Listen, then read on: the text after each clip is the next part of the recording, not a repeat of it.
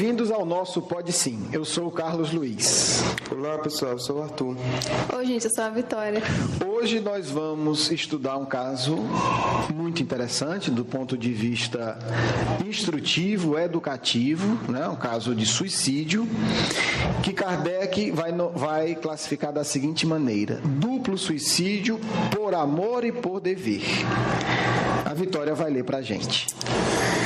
A jovem Palmira, modista, que residia com seus pais, era dotada de aparência encantadora e de caráter afável.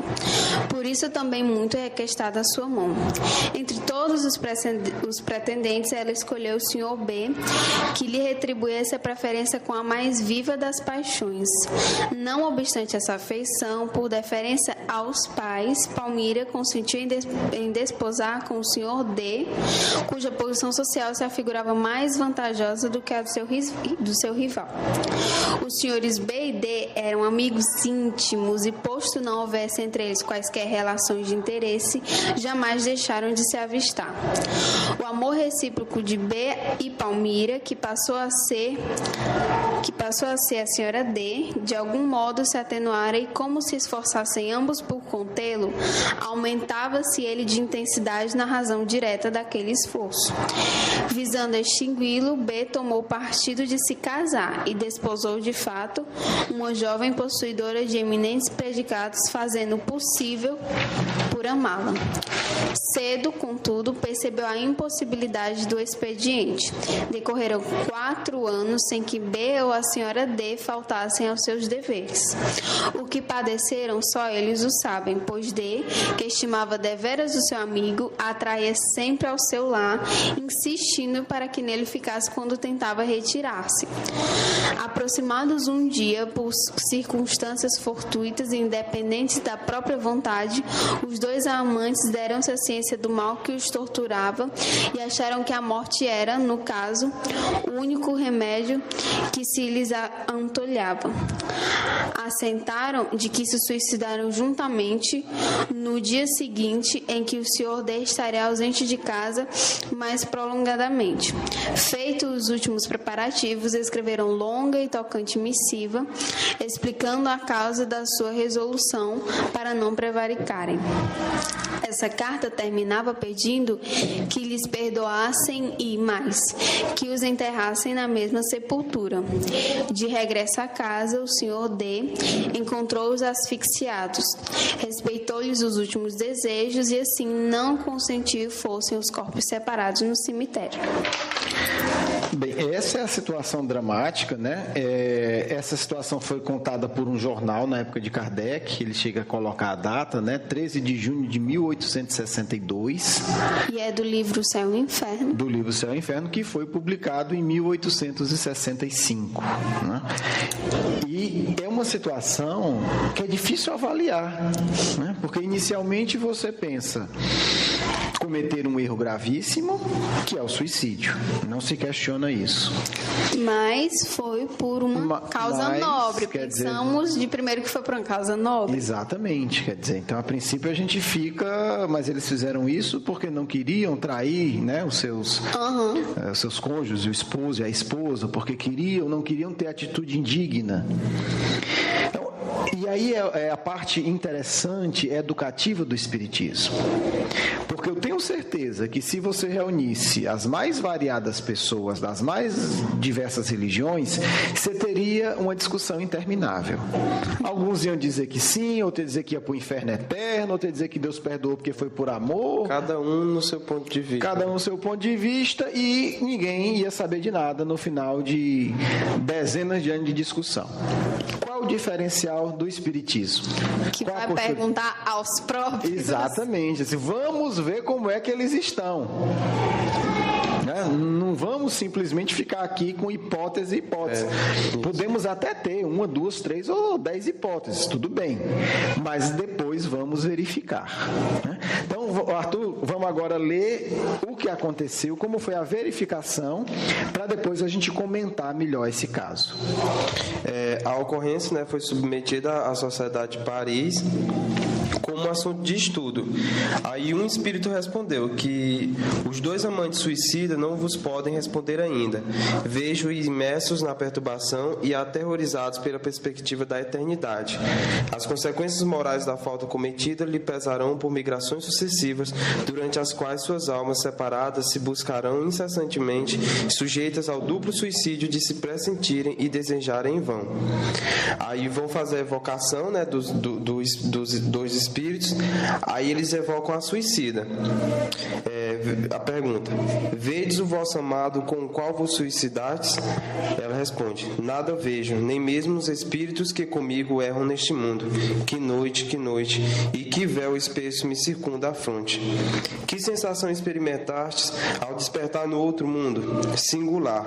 Tinha frio e escaldava. Tinha gelo nas veias e fogo na fronte. Coisa estranha, conjunto inaudito. Fogo e gelo pareciam consumir-me, e eu julgava que ia sucumbir uma segunda vez. Experimentais qualquer dor física? Todo o meu sofrimento reside aqui. Que quereis dizer por aqui? Aqui no meu cérebro, aqui do meu coração. Com certeza, né, ela estava apontando a região do corpo onde doía. Acreditais na perenidade dessa situação? Oh, sempre. Ouço às vezes risos infernais, vozes horríficas que bradam sempre assim. Pois bem, podemos com segurança dizer-vos que nem sempre assim será. Pelo arrependimento obtereis o perdão. Que dizeis? Não ouço. Repetimos que os vossos sofrimentos terão um termo, que os podereis abreviar pelo arrependimento, sendo-nos possível auxiliar-vos com a prece. Não ouvi, além de sonhos confusos, mais que uma palavra. Essa palavra é graça. Seria efetivamente graça o que pronunciastes? Falastes em graça, mas sem dúvida o fizestes a alma que por aqui passou junto de mim, pobre criança que chora e espera. Dissestes estar em trevas e nada ouvir? É-me permitido ouvir algumas das vossas palavras, mas o que vejo é apenas um crepe negro, no qual de quando em quando se desenha um semblante que chora. Mais uma vez que ele aqui está sem o avistardes, nem sequer vos apercebeis da presença do vosso amado? Não me faleis dele. Devo esquecê-lo presentemente, para que do crepe se extinga a imagem retratada. Que imagem é essa? A de um homem que sofre e cuja existência moral na Terra aniquilei por muito tempo. Bem, esse é a leitura desse diálogo de Kardec com a mulher. Vamos ver aqui alguns elementos, né? Primeiro, ela sofre e muito. Sim. Né? E aí, o que acontece? Vamos pegar o início. Primeiro, a evocação de Kardec. Né? E aí é interessante porque a gente não pode ir para um extremo nem para o outro. Muitos que não conhecem o Espiritismo dizem que nós não podemos evocar os espíritos. Né? Tem até espírito que diz isso, apesar de Kardec fazer isso toda hora. Outros acham que a gente pode evocar de qualquer jeito. Os dois lados estão errados. Quer dizer, como é que Kardec fazia? Ele achava que era importante conversar com algum espírito em particular, ele questionava o dirigente da reunião mediúnica, no caso São Luís. E aí São Luís avaliava e dizia, não, fulano pode vir, Beltrano não tem condição. Como é que foi esse caso? Quando saiu essa notícia no jornal, com certeza deve ter tido uma repercussão imensa. Sim. Levaram para a Sociedade Parisiense. Kardec estudou o caso e disse, acho que é um ponto de estudo importante. E aí ele questiona São Luís. O que é que São Luís diz? Por enquanto, não. Na próxima semana, eles estarão em condições de vir aqui se comunicar. Olha que interessante. Kardec, obviamente, espera. Na semana seguinte, é que ele vai conversar com a mulher. Talvez estivesse menos mal, né? Estava em condição de falar. Se desprender um pouco mais. E aí o que acontece? Primeiro, qual é a situação dela? Ela não vê nada, né? Nem os espíritos que estão ali no mundo espiritual com ela consegue ver. Qual a sensação? E aí quem participa de mediúnica, a gente vê isso, né? Sente calor, sente frio, e são as sensações do espírito, sente dor. É a sensação do espírito, quer dizer. Ela fala que, né, fogo e gelo parece consumir-me. E ela mesma acha estranho. Né? E a confusão das dores, que é a situação de quem está sofrendo muito. E aí Kardec pergunta, né? Então tem essa primeira dimensão. O outro aspecto é, os espíritos que estão nessa primeira fase de perturbação, eles não têm sequer a noção que aquilo ali vai terminar. Ela mesma diz Ela mesma tem, que parece que é eterno. E outras vozes infernais dizem que é eterno. Dizem que é assim. Daí vem a crença no inferno. Se você questiona só esse espírito, ele vai dizer assim, não, meu sofrimento é eterno. Ele não está mentindo. Para ele, naquele estado de perturbação, ele acredita que aquilo não vai acabar nunca. Mas como Deus é justo e misericordioso. Exatamente. Então tem que ter cuidado. Porque se você pega a informação só desse espírito, você vai achar que existe inferno. Isso. É. Mas não é assim. Inferno eterno. Eterno, né? A situação de sofrimento está provado que existe e muito. Um outro aspecto importante. Olha que coisa interessante, que detalhe. Ela não consegue ouvir tudo o que Kardec diz, porque ainda não está na hora dela entender que a pena dela vai ter um fim. Acabar. Então Kardec fala 2 vezes e ela não ouve. É. Ela capta o pensamento. Quando o Kardec está falando, ela simplesmente não ouve. Ainda não é permitida a ela. Não é permitida a ela, e o estado emocional dela é como que não aceitasse. O fato de que vai acabar? De que vai acabar. Ela tá tão convencida daquilo ali, daquela dor, né? Daquela dor e daquele ambiente de desespero. Se a gente imaginar, se a gente já teve alguma dor profundamente intensa, a gente pode ter, né, uma vaga noção do que é. Parece que não acaba. Não, e parece que não acaba, né? Quer dizer, você diz, mas eu sofri 2 horas, mas pareceu uma eternidade. A gente usa esse termo, né? Não, aquele dia para mim foi o dia todo com aquela dor terrível, parecia que não ia acabar. É verdade. Então, é isso multiplicado por 10.000, né? Porque realmente, pelos espíritos que a gente, ou como médio de psicofonia, ou quando você conversa, a gente tem uma vaga noção e já é uma coisa terrível, né? O sofrimento de um suicida. Sim. E aí Kardec pergunta, você avistou já o seu amado? E ela diz, não, eu quero me afastar dele. Mas, na verdade, esse crepe é um manto, né? É um manto negro, ela não vê nada. E algumas vezes ela vê um manto, uma toalha negra, uma cortina negra, e vê o rosto dele. Vê alguém que chora. Não, vê que é o rosto do amado dela. Do amado dela. Só que ela não quer ver, por quê? Porque a situação dele é terrível. E ela se sente culpada, porque de alguma maneira também ela incentivou. Então, você fica dois extremos, né? Eles lutando para se encontrarem, e quando ela vê ele, ela não quer ver. Ela não quer ver. Porque dói. Quer fugir da culpa, né? Exatamente. Essa é a situação. E aí o que acontece? O final, olha que curioso. Kardec vai depois pegar o depoimento dos amigos espirituais e vai fazer uma síntese explicativa. Quer dizer, a pena deles será longa e terrível. E eles vão se procurar, a pena consistirá, como se vê, em que vão se procurar em vão por muito tempo, quer no mundo espiritual, quer em muitas outras encarnações terrestres. Agora, vamos fazer um exercício de reflexão, não para condenar. O suicídio foi a fuga última. E normalmente a gente apela para a fuga última quando a gente já trilhou um longo caminho de fuga. Talvez a prevenção do suicídio seja a gente parar de fugir das outras coisas, dos outros desafios da vida. Porque não é fugindo dos enfrentamentos que a gente cresce. Aí é que está a grande lição. Apesar dela não ter querido trair o marido, isso é uma atitude nobre que vai amenizar a dor deles, a verdade é que foi um ato de fuga. E a fuga nunca vai poder ser premiada, né? Com felicidade. Pode ser atenuada ou agravada, mas premiada não. E a fuga a gente vê desde o início da história até o momento em que ela se comunica, né? Negando ver ele. Ver ele, exatamente. Excelente observação, isso mesmo. Quer dizer, a primeira fuga, vamos fazer aqui. Qual foi a primeira fuga? Ela ter casado com o outro. Que não amava. Quer dizer, por que ela casou com uma pessoa que ela não amava, se ela já tinha encontrado quem ela amava? A fuga de quê? A fuga de desagradar os pais. Sim. Né?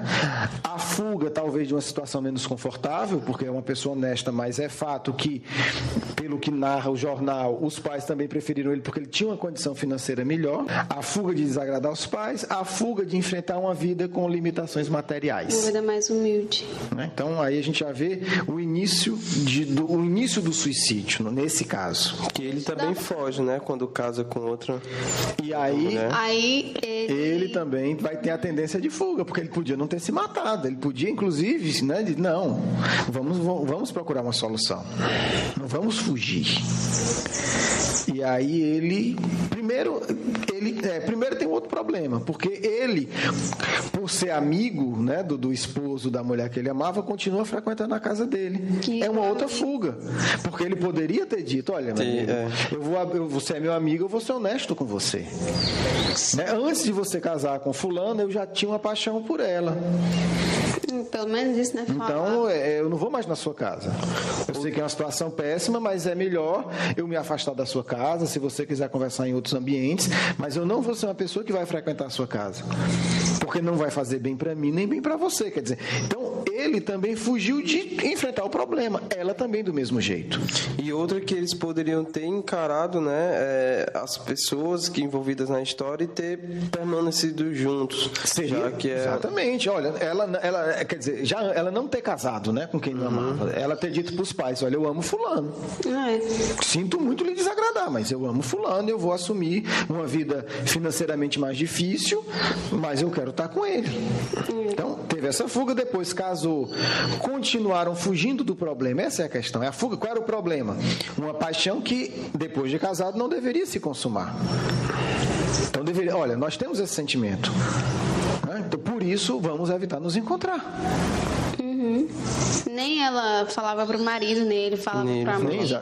Os dois fugiam. Continuou nisso. Ela prejudicou profundamente ela, prejudicou profundamente a pessoa que ela amava e prejudicou profundamente o marido. Quer dizer, imagine você chegar na sua casa e encontrar o seu melhor amigo e a sua esposa mortos, com cartas e cartas contando todo o drama. É melhor enfrentar um divórcio, né? É melhor enfrentar um divórcio. Então, é o bom senso. Por isso que a gente valoriza tanto o bom senso de Allan Kardec. Ele não vai pela moda, ele não vai pelos valores externos da sociedade. É o bom senso em cada caso. Porque é muito fácil pregar uma moral absoluta. Não pode. Mas em nenhum caso pode. É um típico caso que a gente vê que as fugas vão se acumulando. E acaba com a fuga radical, que é o suicídio. E que destrói, porque o suicida, ele destrói a vida física dele, mas ele causa profunda dor em todos os que estão ligados. Você imagina esse senhor como é que não fica? Quer dizer, recém-casado, 4, 5 anos de casado. Descobre, né? E chega em casa e descobre o corpo da esposa, do melhor amigo e cartas e cartas. Imagina como ficou a esposa também, né? Do homem que se matou. E aí a gente vê que é muito melhor ter coragem e assumir os seus limites e agir com honestidade e com clareza, do que fazer de conta que aguenta uma coisa e não ter esse suporte. Então fica a nossa reflexão, que é o nosso alerta, né? Vamos treinar, assumir as nossas responsabilidades, agir com prudência, com respeito, para que a gente nunca venha se aproximar de uma situação de fuga dessa, porque a gente sempre magoa muitas pessoas ligadas conosco.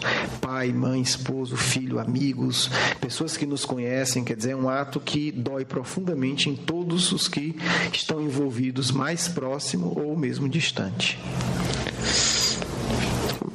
Bom, gente, eu espero que a gente possa seguir e refletir sobre as nossas fugas, né? Para não chegar no auge da fuga, que seria o suicídio. Bom, gente, eu não tenho muita coisa a acrescentar. Eu sei que é difícil, temos nossos efeitos, talvez seja muito difícil aceitar, mas melhor aceitar do que acabar nessa situação. Vamos para nossa segunda etapa, né? Para a prece, para o Evangelho e para a nossa mensagem final. Deus amado, pedimos a tua ajuda. Ajuda-nos no nosso dia a dia, ajuda-nos a quem nos está próximo. Dai-nos harmonia, paciência, para conosco e para com os outros. Que possamos ser fortes para assumir os nossos erros. Amém.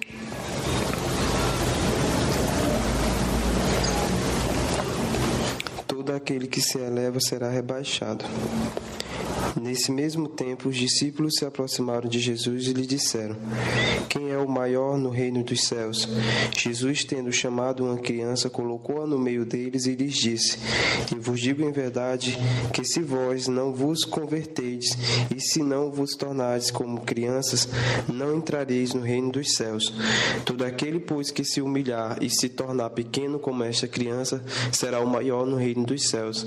E todo aquele que recebe em meu nome uma criança, tal como acabo de dizer, é a mim que recebe. São Mateus capítulo 18, versículo 1 a 5.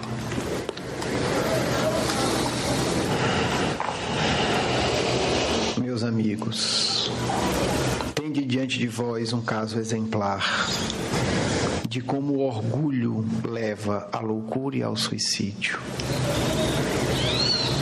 O orgulho atua vos impulsionando a negar as próprias limitações, não reconhecer os defeitos, não reconhecer as falhas, não aceitar-se. Daí a preciosidade dos ensinos de nosso Mestre tão amado. Quiseram elevar-se à pureza e terminaram na situação trágica e deplorável de suicidas. Por que não humilhar-se diante da própria pequenez e orar forças a Deus? Por que não confessar para os esposos ou esposa as dores que destruíam a paz interior? Não teria sido mais saudável e mais útil? Não fizeram. Não fizeram porque o orgulho falava mais alto.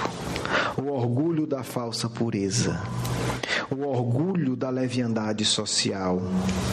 O orgulho da postura de seres infalíveis.